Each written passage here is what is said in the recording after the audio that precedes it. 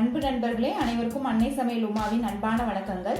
இன்னைக்கு அன்னை சமையலில் நம்ம பார்க்க போகிற ரெசிபி தக்காளி ரசம். வாங்க எப்படி செய்யுதுன்னு பார்க்கலாம். முதல்ல ரசப்பொடி பண்ணிக்கலாங்க. அதுக்கு துவரம்பருப்பு 1 டீஸ்பூன், 3 காஞ்ச மிளகாய்,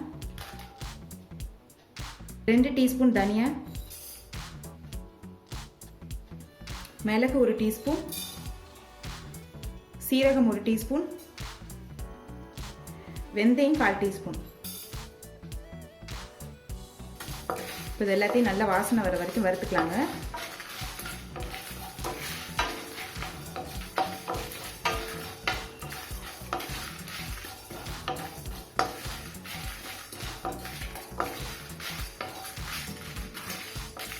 நீங்கள் வீட்டிலேயே ரசப்பொடி செஞ்சு வச்சுருந்தீங்கன்னா நீங்கள் அதே கூட யூஸ் பண்ணிக்கலாம்.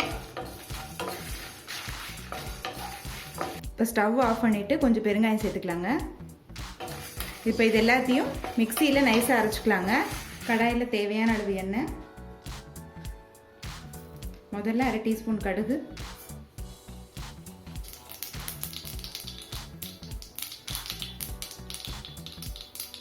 ரெண்டு காஞ்ச மிளகாய்,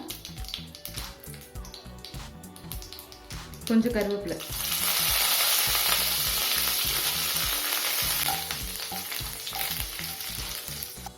அடுத்தது 5 பல் பூண்டை தட்டி போட்டுக்கலாம்.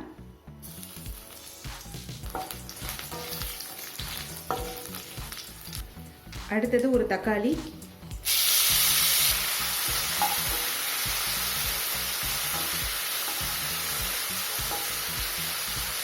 தக்காளியை லேசாக வதக்கிக்கலாங்க.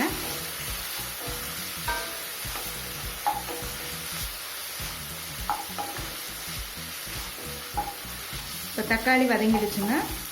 இப்போ 3 தக்காளியை மிக்சியில் நைஸாக அரைச்சி இதில் சேர்த்துக்கலாம். அடுத்து கொஞ்சம் மஞ்சள் தூள், தேவையான அளவு உப்பு,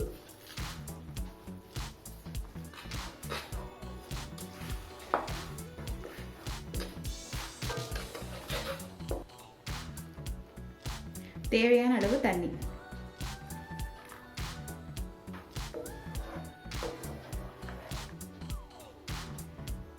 இப்போ கொதி வர்றதுக்கு முன்னாடி ரசப்பொடி சேர்த்துக்கலாங்க. 2 டீஸ்பூன் ரசப்பொடி சேர்த்துக்கிறேன். மீதி இருக்க பொடியை ஒரு ஏர்டைட் கண்டெய்னரில் போட்டு நெக்ஸ்ட் டைம் யூஸ் பண்ணிக்கோங்க.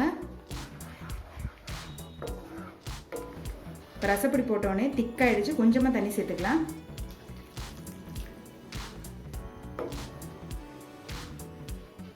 போகிற நேரத்தில் கொஞ்சமாக கொத்தமல்லி சேர்த்துக்கலாம். கொஞ்சம் பெருங்காயம், ரசப்பொடியிலே போட்டிருந்தாலும் கடைசியில் பெருங்காயம் போட்டிங்கன்னா நல்ல வாசனையாக இருக்கும். இப்போ தக்காளி ரசம் ரெடி ஆகிடுச்சுங்க. நம்ம சர்வ் பண்ணிடலாம். இப்போ சுவையான தக்காளி ரசம் ரெடி ஆகிடுச்சுங்க. ரெசிபியை ட்ரை பண்ணி பாருங்கள், கண்டிப்பாக உங்களுக்கே பிடிக்கும். ரெசிபி பிடிச்சிருந்ததுன்னா வீடியோவை லைக் பண்ணுங்கள், கமெண்ட் பண்ணுங்கள், ஷேர் பண்ணுங்கள். இது வரைக்கும் அன்னை சமையல் சேனலை சப்ஸ்கிரைப் பண்ணலன்னா சப்ஸ்கிரைப் பண்ணுங்கள். தேங்க்யூ.